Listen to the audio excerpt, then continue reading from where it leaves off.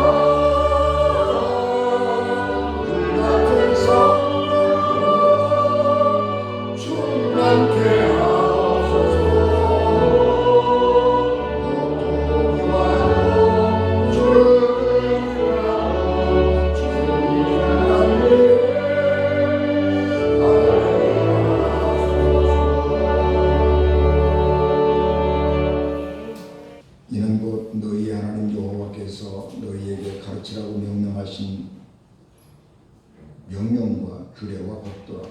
너희가 건너가서 차지할 땅에서 행할 것이니까 너와 네 아들과 네 손자들이 평생에 내 하나님 여호와를 경외하며 내가 너희에게 명한 그 모든 규례와 명령을 지키게 하기 위한 것이며 또 내 나를 장구하게 하기 위한 것이라. 이스라엘아 듣고 삼가 그것을 행하라. 그리하면 내가 복을 받고 내 조상들의 하나님 여호와께서 내게 허락하신 같이 젖과 꿀이 흐르는 땅에서 내가 크게 번성하리라.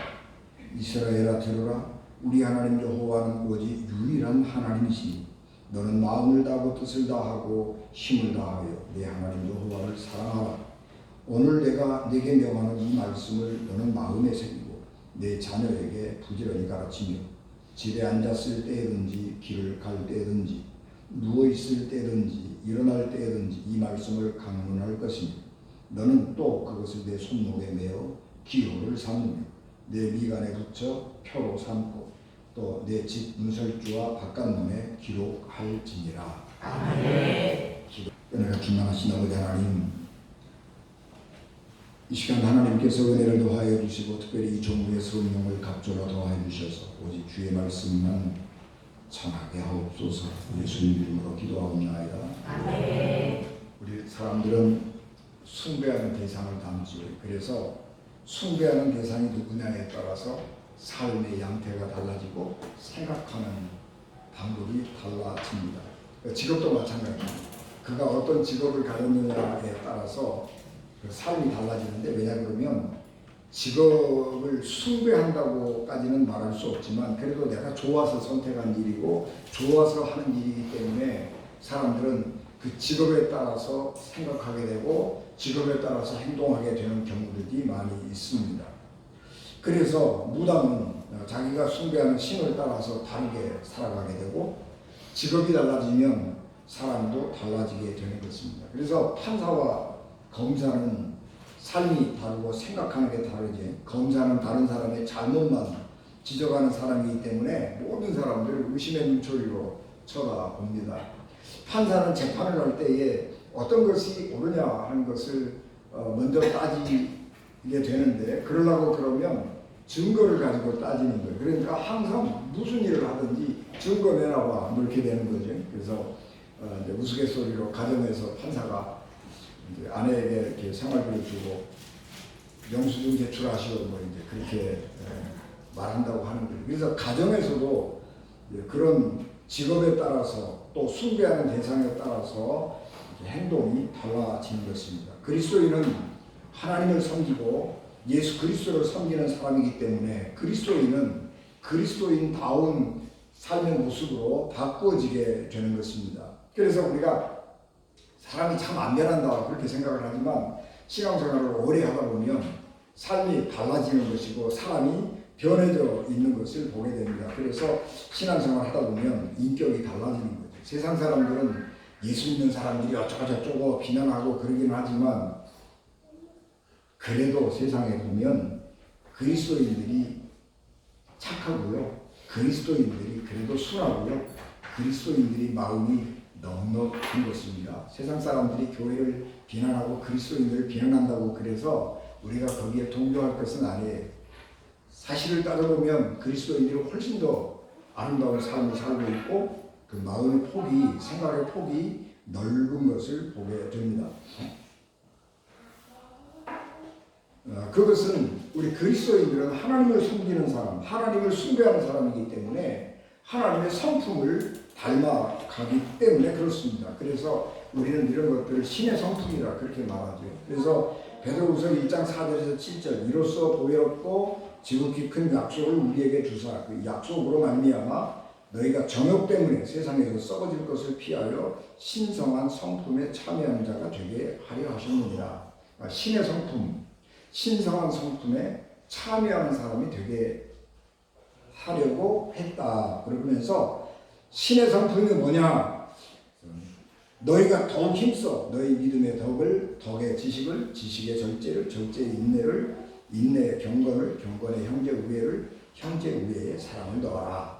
그렇게 말씀했습니다. 그래서 이 신의 성품의 구체적인 성격들이 말하고 있는데 하나는 믿음, 덕, 지식, 절제, 인내, 경건, 형제 우애, 사랑 뭐 이런 것들을 말하고 되는 것입니다. 이것이 윤리적인 것으로 우리가 드러나게 됩니다만은 이 윤리적인 것으로 우리가 삶에서 나타나게 하는 그 근저에는 믿음이 있는 것이고 성령의 역사하심이 있는 거죠.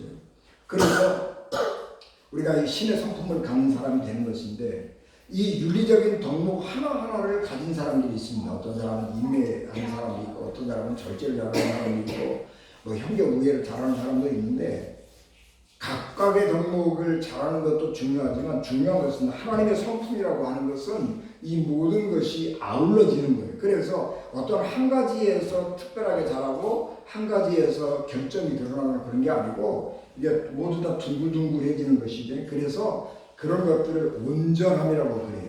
그리스도인들이 완전하다는 얘기는 아니에요. 그리스도인도 실수도 하고 잘못도 있고 허물도 있고 그렇죠. 그러나 그리스도인들은 완전한 사람은 아니지만 온전한 사람 되는 거예요. 온전하다고 하는 이야기는 둥글둥글하다는 얘기입니다. 그래서 모든 사람들과 더불어서 평화를 이루고 자기의 삶을 아름답게 살아갈 수 있게 되는 거죠. 근데 사실은 이제 우리가 이런 하나님의 성품을 온전히 이룬 사람은 예수 그리스도밖에 없지요. 그래서 예수 그리스도가 가장 우리에게 온전한 하나님의 사람으로 이렇게 표대가 되는 거죠. 그리고 우리는 예수 그리스도를 보면서 우리도 그렇게 되어야 되겠다. 그런 신앙적 목표를 가지고 기도하고 하나님의 말씀을 읽으면서 살아갑니다.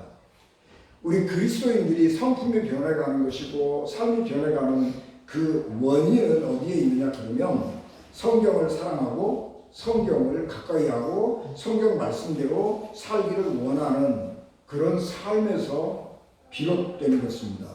여러분, 우리가 책을 읽는 목적은 세 가지가 있는데 첫째는 즐거움을 위해서 읽죠. 독서하는 가장 기본은요 즐거움이에요. 즐거움이 없으면 책을 안 읽잖아요. 그런데 시간이 있을 때에 우리가 책을 읽는데 즐거움을 위해서 책을 읽는데 그런 경우에는 우리 무협지 같은 거 읽으면 재미있잖아요. 또 순정소설 뭐 이런 거 재미있잖아요. 이런 것들은 우리가 읽으면 굉장히 즐거운 거예요. 여러분, 우리 한강 작가가 노벨 문학상을 받았습니다만 한강 작가의 작품을 읽고 즐겁다, 재미있다 그렇게 느끼는 사람은 없습니다. 그러니까 즐거움을 위해서 독서를 하는 사람들은요 그런 책 안 읽어요. 아주 즐겁고 아주 옅고 그냥 즐거움을 주는 책들 그런 거를 읽죠. 두 번째로 우리가 독서를 하는 이유는 지식을 얻기 위해서 합니다. 지식은 책에 담겨서 온 세계에 전달이 되는 거죠. 인간이 가지고 있는 특징이라고 하는 것은 이 지식이라고 하는 것이 축적이 되는 것인데 이 축적이 될 수 있는 가장 기본적인 것은 언어와 문자예요. 언어와 문자에 담겨서 이 어느 한 사람이 발명한 지식이 전 세계를 향해서 가는 거죠. 그래서 학자들은 독서를 할 때에 지식을 얻기 위해서 독서를 하는 것입니다. 독서를 많이 하는 사람은 지식의 폭과 깊이가 넓어지는 거죠. 그래서 독서를 하는 이유는 지식을 얻기 위해서 하는 것입니다. 그러나 세 번째로 독서를 하는 이유가 또 있는데 그것은 인격이 변화되기 위해서 책을 읽습니다.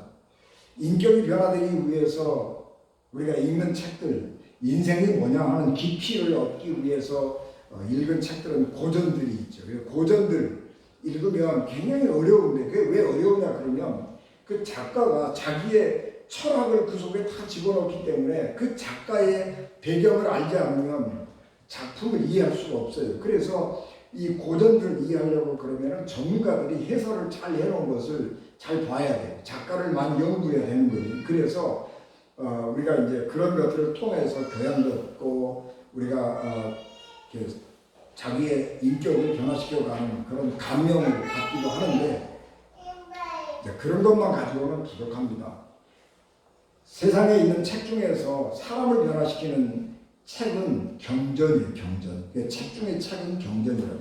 여러분, 이 세상에 어마어마하게 많은 책들이 있는데 90%는 쓰레기 같은 책들이에요. 그래서 한번 읽고 나면 다시 버리는 것이고 어떤 책들은 읽을 필요가 없어서 버리는 그런 책들이 있죠. 그리고 아주 한 7, 8% 되는 사람 책들이 고전이고 그 다음에 이제 책 중에 책 경전이 있어요. 경전. 경전을 읽으면 그 경전을 가까이 하면 우리가 삶이 변화되고 생각이 변화되고 인격이 변화되고 그런 변화를 경험하게 됩니다. 그런데 그 경전 중에서 책 중에 책이라면 성경을 말할 수 있습니다. 그래서 성경을 많이 읽는 사람, 성경을 가까이 하는 사람은 그의 삶이 변화될 뿐만 아니라 그의 인격이 변화가 되는 것입니다. 그래서 성경이라고 하는 책은 지식을 위해서도 읽기도 하고 즐거움을 위해서 읽기도 하지만 사실은 성경은 읽기가 굉장히 어려운 책이에요. 그래서 그 성경을 자꾸 읽고 기도하고 생각하고 묵상하고 그러면 성경을 읽는 중에 내 인격이 하나님을 닮아가게 되는 것입니다. 그런데 놀라운 것은 이 성경은 우리가 이 인격이 변화되는 것 거기에 그치는 것이 아니고 이 하나님의 말씀을 우리가 가까이 하면 내가 변화될 뿐만 아니라 내 삶을 복되게 만들어 주는 것입니다. 그래서 성경을 가까이 하고 하나님 말씀대로 살아가는 사람은 그가 복된 삶을 살게 되는 덤의 축복을 얻게 됩니다.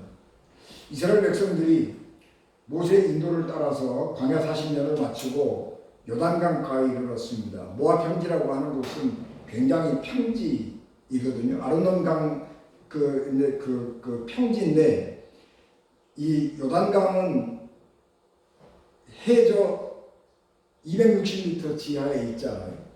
굉장히 깊은 골짜기에 있는 것이고 모압 평지는 해발 한 1000m 되는 고지대입니다. 그러니까 이게 한 1300m 되는 거예요. 그 1300m 산꼭대기에서 요단강 그을 내려다보는 거예요. 그러니까 모압 평지에 서서 가나안 땅을 이렇게 들여다보면 요단강이 흘러가고 있고 그 요단강 주변에 있는 여리고성이 파란 오아시스로 보이게 됩니다. 그리고 이제 이쪽으로 왼쪽으로 보면 사해가 이렇게 보이는 거거든요. 그러니까 모세가 이스라엘 백성들을 그 모압 평지에다가 모아놓고 자 저기 봐라 우리가 저 건너편에 우리가 들어갈 거야. 우리가 저 땅에 들어가서 살 것인데 저 땅은 지금 우리가 살아왔던 세상과는 너무너무 다른 세상이야. 너무 좋은 세상인데 그런데 우리가 그 땅에 들어가서 그 사람들이 사는 것처럼 살면 우리는 망할 수밖에 없고 우리는 그 사람들에게 멸망당할 수밖에 없는 거야. 그렇기 때문에 우리가 그 땅에 들어가서 오래도록 번성하고 번영하고 살려고 하면 하나님의 말씀을 잘 지켜야 된다라고 하는 목적을 가지고 이스라엘 백성들에게 설교를 하는 것입니다. 이 모세의 설교가 이스라엘 백성들에게 굉장히 감명적으로 다가올 수 있었던 것은 바로 그런 거예요. 여러분 이 광야, 이스라엘 광야라고 그러잖아요. 아무것도 주변에 없어요. 아무것도 없는 메마른 땅에 여리고 그 성에 파란 종려나무가 있는 오아시스를 보는 거예요. 그거는 사람이 생각을 너무너무 희망을 가지게 하는 거죠. 그래서 모세의 그 설교를 들으면서 요단강 저쪽 건너편 여리고 땅을 바라보면서 이스라엘 백성들은 감명 깊게 모세의 설교를 듣는 것입니다. 이스라엘 백성들이 가나안 땅에 들어가서 크게 번성하고 오래도록 그 땅에서 살려고 하면 하나님의 말씀을 잘 지켜야 된다. 그렇게 말하면서 모세가 이렇게 말씀합니다. 내 손목에 매어 기호를 삼으며 내 미간에 붙여 표로 삼고 내 집 문설주와 바깥문에 기록할지니라. 그렇게 말씀했습니다. 이 말씀이 모세가 문자적으로 그렇게 지켜라 그렇게 가르쳤는지는 잘 모릅니다. 그런데 이스라엘 사람들은 이 말씀을 문자적으로 이해를 했습니다. 그래서 이스라엘 백성들은 이 말씀을 그대로 지켜서 손목에다가 기호로 삼고 이마에다가 붙이고 다니고 문지방에 붙여놓고 사는 겁니다. 그래서 그것을 매주자라고 그래요. 매주자. 지금 이 매주자는 문지방에 붙이는 문설주에 붙이는 거예요. 이렇게 대문이 있으면 오른쪽에다가 이걸 붙여놓는 거예요. 이 속에는 이 모양은 각각 제각이지만 이 안에는 뭐가 있느냐 그러면 신명기 6장 4절 이스라엘 아들과 주는 오직 하나이시니 그 말씀을 기록해서 이렇게 쭉 이렇게 붙이는 거예요. 모양은 각각 달라요. 그래서 이렇게 문간에다가 이렇게 붙여서 이게 대문이고요. 이게 들어가는 거예요. 그래서 들락날락 하면서 이거 꼭 한 번씩 만져보고 가는 거예요. 만져보고 기도하고 그러고 나가는 것입니다. 그리고 이거는 이제 이마에다가 붙이라고 그랬잖아요. 이마에 이거 매주자예요. 그 다음에 손목에 붙이라고 그랬죠. 여기 손목에. 여기도 보면 매주자가 여기 손목에 있어요. 이게 여러분 이게 끈으로 이렇게 묶거든요. 머리에도 끈으로 묶고 손에도 끈으로 묶어요. 그러니까 이 사람들은 날씨가 아무리 추워도 이 손목에다가 이걸 메고 다녀야 되기 때문에 요거 팔을 내놓고 다녀요. 이스라엘 정통 유대인들 랍비들은요 이렇게 손목에다가 묶고 다니고 이렇게 하고 다니는 거예요. 그래서 이게 여러분 이게 사진으로 보니까 이게 진짜로 보면요 되게 웃겨요. 어떻게 이렇게 사람들이 있는데 이게 머리에다가 이렇게 쪽들이도 다니고요. 이거 붙여 여러분 실제로 보면 굉장히 웃겨요. 제가 2005년도에 2006년도에 하와이 가서 공부할 때 1월 달이었거든요. 산에 3,000m 되는 산에 올라갔는데 진짜로 저러고 올라왔는데 이 팔 어깨를 이렇게 다 내놓고 다니고 여기다가 묶어놓고 이렇게 끈으로 칭칭 감으니까 얼마나 춥겠어요. 3,000m 1월 달에 넘는 산에 올라갔는데 저러고 진짜로 왔더라고요. 이마에다가 붙이고요. 그러니까 사람들이 우스꽝스러운 그런 모습에도 불구하고 모세가 이 말씀을 내 손목에다가 메고 미간에 붙이라. 그 말씀을 문자 그대로 지켜서 불편하지만 우스꽝스럽지만 사람들은 이 말씀을 그대로 순종하고 사는 것입니다.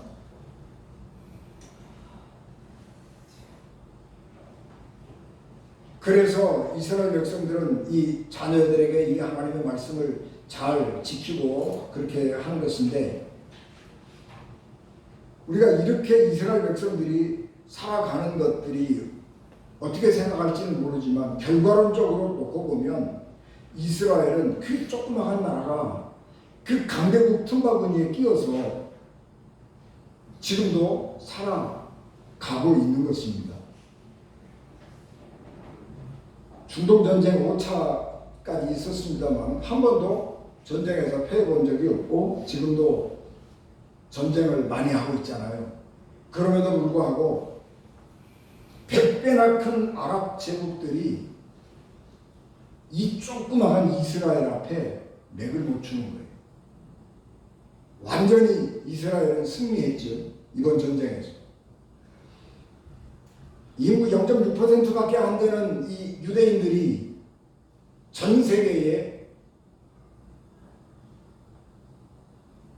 노벨상을 받는 24%가 유대인이란 말이에요.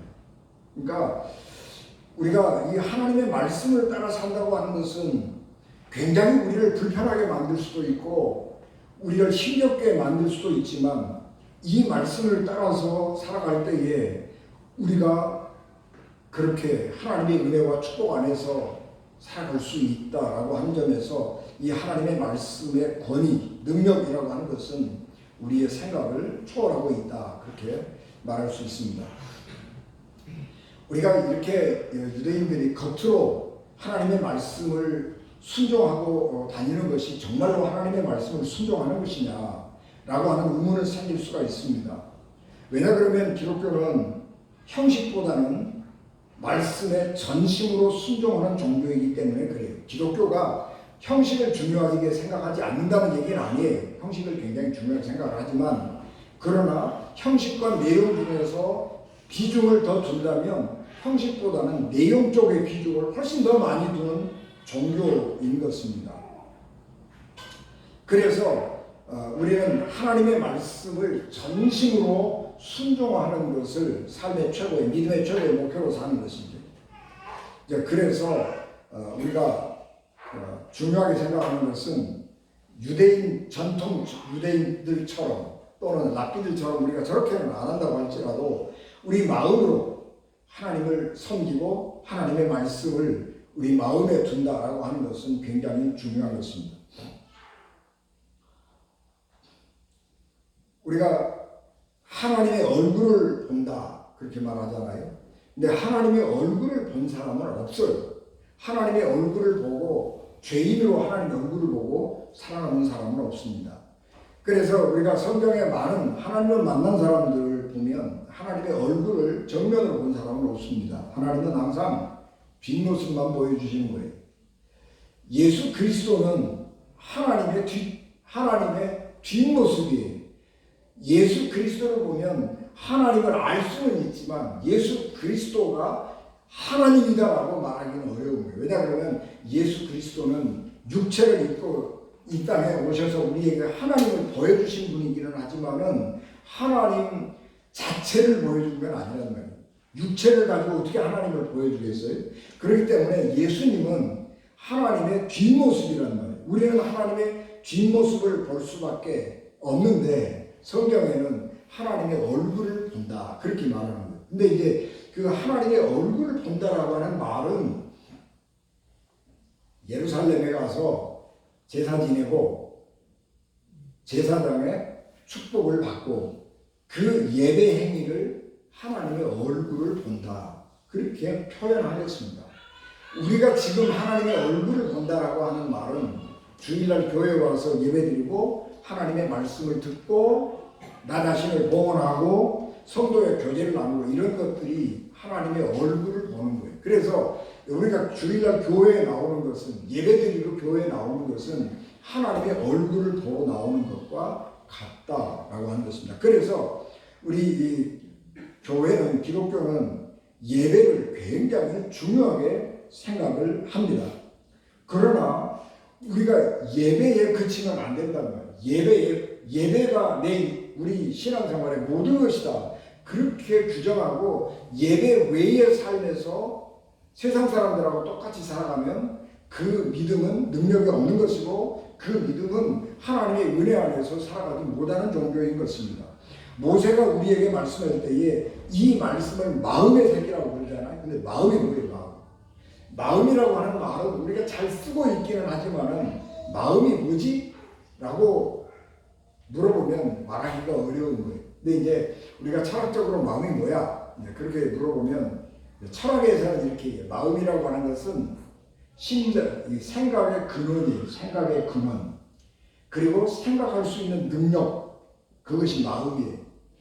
옛날 사람들은 마음이라고 하는 것은 심장에 있다고 생각했어요. 그래서 심장하고 마음하고를 같이 보는 거예요. 왜냐 그러면 우리가 생각하고 어떤 상황을 겪으면 심장이 제일 먼저 느끼거든요. 어떤 때는 심장이 두근거리고 이렇게 희노애락을 심장이 느낀다고 생각해서 사람들은 마음이 심장에 있다고 생각을 해서 마음은 심장이다 이렇게 생각하는 거예요. 근데 마음이라고 하는 것은 철학적으로 보면 생각할 수 있는 능력이에요. 그리고 생각의 근원이에요. 그러니까 하나님의 말씀을 우리의 마음에 둔다라고 하는 이야기는 형식 예배드리고 한 교회 와서 섬기고 봉사하고 이런 것이 아니고 우리 생각 바탕에다가 하나님의 말씀을 두고 살아가는 거예요. 그래서 우리가 무슨 생각을 하든지 항상 하나님과 연관시키는 거예요. 우리가 어떤 삶을 살든지 하나님을 잊어버리고 살아가면 안 되는 거예요. 우리 영성가 중에 이연필 선생이라고 있는데 이제 순천에서 그 활동을 했던 사람인데 그 YMCA 와가지고 강연을 참 많이 했습니다. 이연필 선생이 YMCA 와서 강연을 하기 전에 그런데 뭐 YMCA 총무라고 얘기를 쭉 하고 그러다가 한 번은 아이고 내가 하나님을 잊어버렸네 그렇게 얘기를 했습니다. 이게 무슨 얘기냐 그러면 얘기하는데 빠져 들어가다가 하나님 생각을 놓쳐버린 거예요. 그래서 내가 하나님을 잊어버렸구나 그렇게 표현하는 거예요.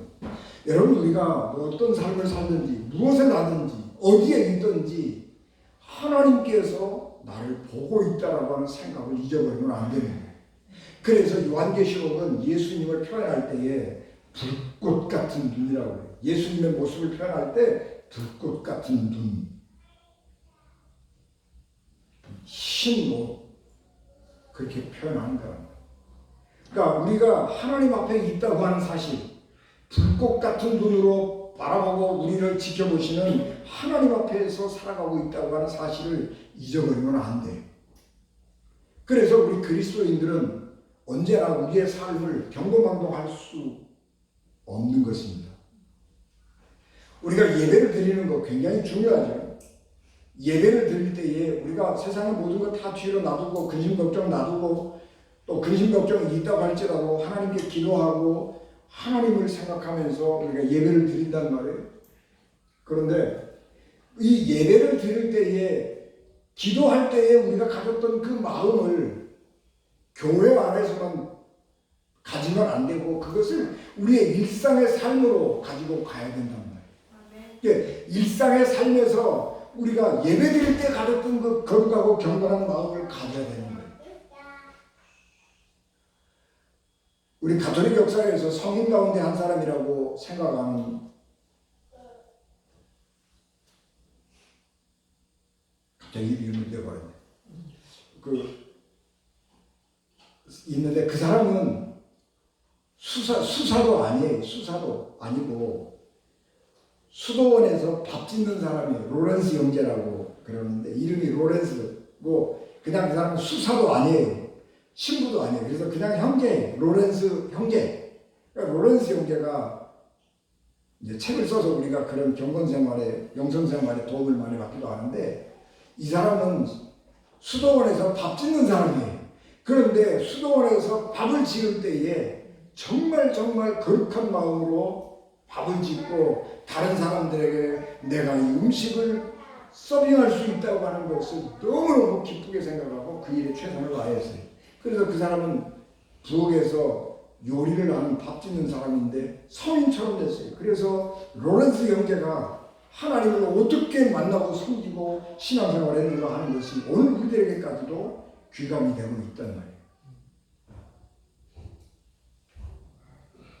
그래서 우리가 예배드릴 때의 그 경건한 마음 가지고 일상의 삶을 살아야 하는 것입니다. 그것이 하나님을 사랑하는 거예요. 하나님을 사랑하는 사람이 그렇게 살아가는 것입니다. 하나님께서 우리에게 사랑하라고 하셨죠. 네 마음을 다하고 뜻을 다하고 힘을 다하고 성품을 다해서 사랑해라. 전심으로 하나님을 사랑해라. 그런 말인데 세상에 어떤 종교가 사람에게 그렇게 요구하지 않아요. 너 어떤 종교가 너 나한테 목숨 내라 그렇게 얘기하는 종교가 어디가 있어요? 없어요. 그런데 하나님만 그렇게 하시는 거예요. 왜냐 그러면 하나님은 그 전에 그 사랑을 우리에게 주셨기 때문에 하나님만 그런 요구를 할 수 있는 자격이 있는 거예요. 하나님은 자기 아들 독생자를 죄인들을 구원하시기 위해서 보내신 사랑을 우리에게 먼저 주신 분이기 때문에 우리가 그분에게 그런 사랑을 드릴 수 있는 거예요. 그리고 우리가 그런 사랑을 하나님께 드릴 때에 우리에게 손해가 아니라 하나님이 주시는 은혜가 더 넘쳐나는 것입니다.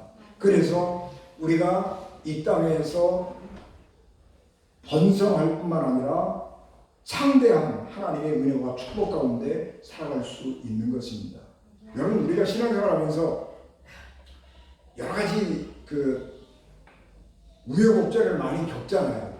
신앙생활을 하다가 의심이 들기도 하고 신앙이 낙담하기도 하고 또 회복하기도 하고 그런 일들이 이렇게 반복되고 우여곡절을 많이 겪으면서 살아가는데 우리가 이런 하나님의 이렇게 약속을 하셨는데 우리 삶에서 그런 것들이 늘 깨질 때가 많다는 거예요. 이스라엘 신앙의 우리 기독교 신앙의 가장 근본적인 것은 시편 1편에 있잖아요. 복 있는 사람은 악인의 꾀를 쫓지 아니하고 이렇게 하면서 이렇게 살아가면 물가에 심겨진 나무처럼 사시 푸르고 열매를 맺는다. 그렇게 말하는데 우리가 가만히 현실에서 보면 하나님을 믿는 사람들과 악하게 사는 사람들이 더 잘 사는 것 같아요. 그래서 이게 뭐야? 하나님이 우리를 사랑하지 않는가? 하나님의 능력이 없는가? 이 성경 말씀이 뻥인가? 이런 생각들을 하게 되는 것입니다. 그런데 우리가 우리 삶을 이렇게 단편적으로 보면 그런 것 같아요. 악인이 잘 되고 세상에 악하게 하는 사람들이 더 자기 주장 잘하고 살아가는 것 같은 착각을 갖는 거예요. 순간적으로 보면 그 말이 맞을 수도 있어요. 그런데 여러분 인생이라고 하는 것은 길게 보아야 되고 깊게 보아야 되는 거예요. 눈앞에 보이는 거 한순간 이거 보면 안 된다는 거예요. 그래서 신앙생활을 한다라고 하는 것은 인생을 깊게 본다는 이야기고 높게 본다는 이야기이고 깊게 본다는 이야기. 그래서 시인은 시편 37편 내가 어려서부터 늙기까지 의인이 버림을 당하거나 그의 자손이 걸시감을 보지 못하였도다. 그는 종일토록 은혜를 베풀고 꾸어주니 그의 자손이 복을 받도다. 악을 떠나 선을 행하라. 그러면 영원히 살리니 여호와께서 정의를 사랑하시고 그의 성도를 버리지 아니하시미로다. 그들은 영원히 보호를 받으나 악인의 자손은 끊어지리로다. 그렇게 노래했습니다. 여러분, 하나님을 사랑하는 사람, 모세가 약속했던 것처럼 하나님을 사랑하는 사람은 가나안 낯선 땅에 들어가서 번성하고 또 하나님의 은혜와 축복 가운데서 복되게 살아갈 것입니다. 그 약속의 말씀이 오늘 우리들의 삶에서도 실현되고 있고 성취되고 있고, 하나님의 말씀은 오늘도 우리 가운데서 역사하고 계십니다. 그렇기 때문에 우리는 하나님을 사랑하고 말씀대로 살아야 하는 것이고, 우여곡절을 겪을 수는 있지만 그럼에도 불구하고 우리는 그 우여곡절 속에서 절대로 망하지 않는다.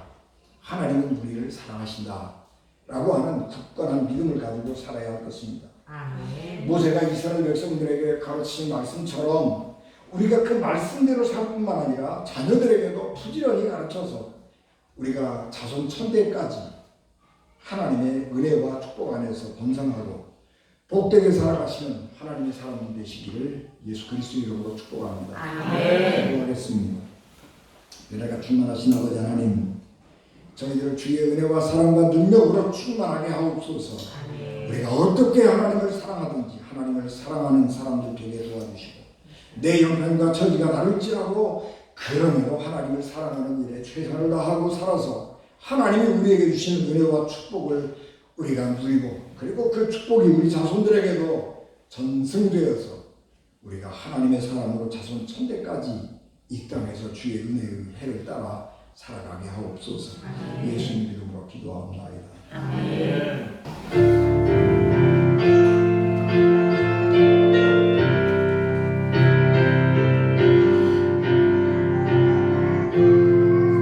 항상 주님께 감사하며 항상 기뻐하라. 두려움 없이 기다리며 오시는 주님 찬양하라. 오시는 주님 찬양하라. 시간입니다.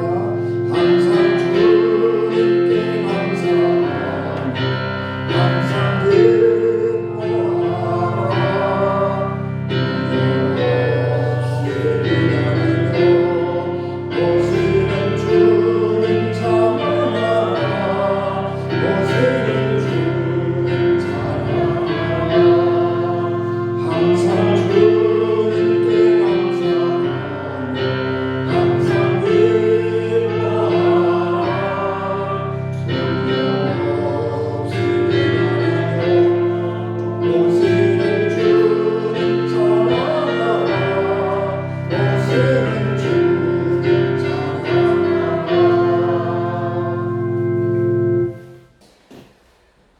지금은 우리를 위해 십자가 위에서 물과 피 다 흘리심으로 우리를 구원해 주신 우리 주 예수 그리스도의 은혜와 독생자 예수 그리스도를 십자가에 내어주시기까지 우리를 사랑하시는 하나님 아버지의 사랑하심과 여전히 우리와 함께 하시어 우리로 하여금 하나님의 자녀, 하나님 백성으로 살아갈 수 있도록 힘과 능력으로 우리와 늘 함께 하시는 성령님의 감동과 교통 충만하심이 11월의 첫 주를 시작하며 하나님을 사랑하는 사람으로 하나님 말씀 중심, 하나님 중심의 삶을 살고자 결단하는 은진교회 오늘 이렇게 모든 성도들과 저들의 가정과 저들의 직장과 하나님께서 주신 기업과 오늘 이 자리에 함께하지 못한 우리의 지체들과 이 나라의 이민족, 이 땅의 모든 교회 위에 지금부터 영원토록 늘 항상 함께하여 주셨기를 간절히 축원하옵나이다.